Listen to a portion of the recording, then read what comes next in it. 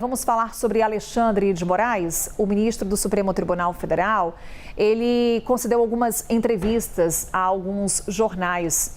Ele disse, por exemplo, que um dos planos dos golpistas no 8 de janeiro era prendê-lo e enforcá-lo. Foi uma declaração dada numa entrevista ao jornal O Globo. A Basília Rodrigues, eu também estou aqui, viu, Basília, acompanhando as declarações do ministro Alexandre de Moraes. Vários pontos ali que chamam a atenção, inclusive ele relata onde ele estava no momento dos ataques de 8 de janeiro. Agora, essa informação de que o objetivo seria prendê-lo e enforcá-lo é uma informação muito forte.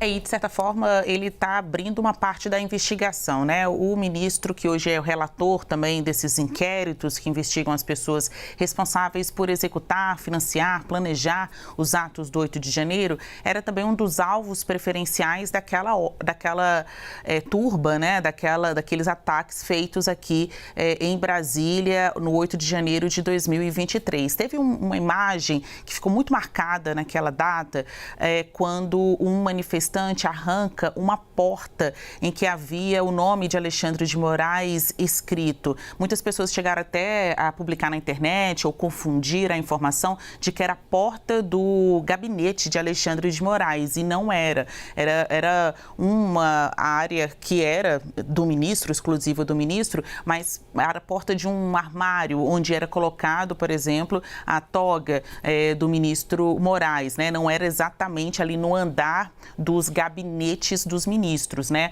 Esta área ficava também num acesso exclusivo, próxima ao plenário do Supremo Tribunal Federal, que foi invadido por vários manifestantes. O prédio, Carol, do Supremo Tribunal Federal foi o mais destruído naquele 8 de janeiro, quando a gente lembra ali das imagens mostrando o arraso, né, que foi promovido no Congresso Nacional, no Palácio do Planalto, sede do Legislativo, sede do Executivo. O ódio, pelo menos do que a gente pode interpretar dos danos deixados, se concentrou mais no prédio do Supremo Tribunal Federal, em que as poltronas ali do plenário foram arrancadas. O ministro Alexandre de Moraes tem concedido uma série de entrevistas também para nós aqui na CNN Brasil, e a gente vai transmitir nos próximos dias com exclusividade, em que ele traz detalhes daquele dia, onde ele estava no momento dos ataques, quais foram seus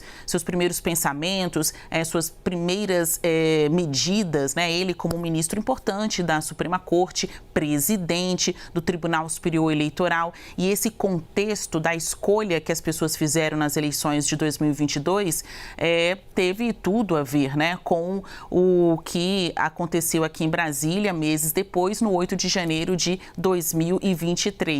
A gente lembra alguns relatos de outros ministros dizendo que ficaram muito impressionados com o fato de os manifestantes terem ateado fogo naquelas poltronas também ali do STF, que ainda que o ataque fosse concretamente contra o prédio, né, ali o material, a poltrona, os vidros, as paredes do STF, na percepção desses ministros, e o Moraes é mais um a pensar nisso, né, ou um dos principais a pensar nisso, o alvo não era exatamente a instituição, mas eles, carne viva. Muitos desses ministros chegam a dizer para seus interlocutores, nós jornalistas também, que se eles estivessem na Suprema Corte, talvez não teriam saído vivos daquele dia.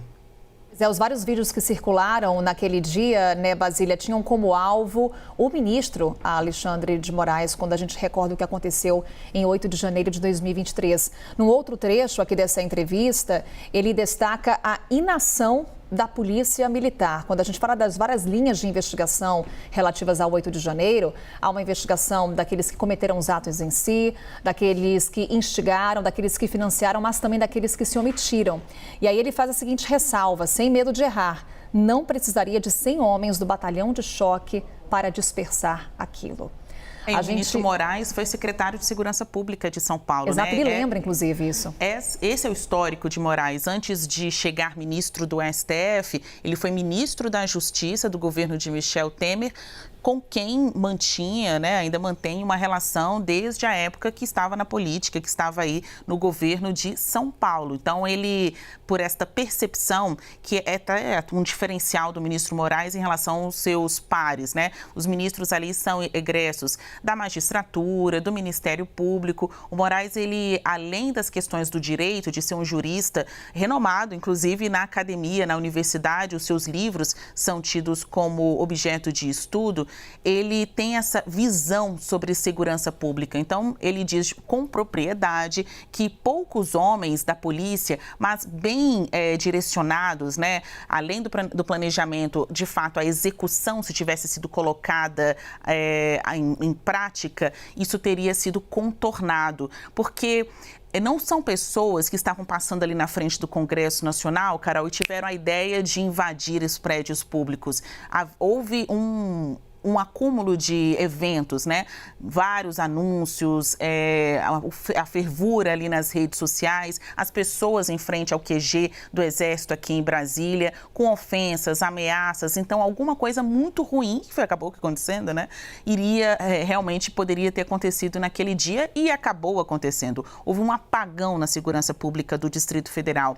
O ministro Moraes conta nessa entrevista ao jornal O Globo que ele entrou em contato com o presidente da República, entrou em contato com o ministro da Justiça e naquelas primeiras medidas, né, o que seria adotado naquele dia? Intervenção federal, garantia da lei e da ordem, colocar o Exército nas ruas para conter, então, a turba de manifestantes. E ele diz, nessa entrevista ao Globo, que lembrou da época do governo de Michel Temer, que o instrumento da intervenção federal foi adotado de maneira seletiva, somente na segurança pública do Rio de Janeiro. E algo muito similar foi adotado, né, aqui, foi trazido aqui para o Distrito Federal. Na ocasião, o interventor, inclusive, foi Ricardo Capelli, hoje ministro em exercício da Justiça. Tem vários pontos importantes aqui. Ele diz que todo mundo, na visão dele, será responsabilizado por aqueles atos e lembra que em menos de um ano, mais de 30 pessoas foram condenadas. Virão outras condenações por aí, né? Pois é, Basília, a gente vai trazendo aí os principais destaques, o que disse o ministro Alexandre de Moraes. Até já, Basília.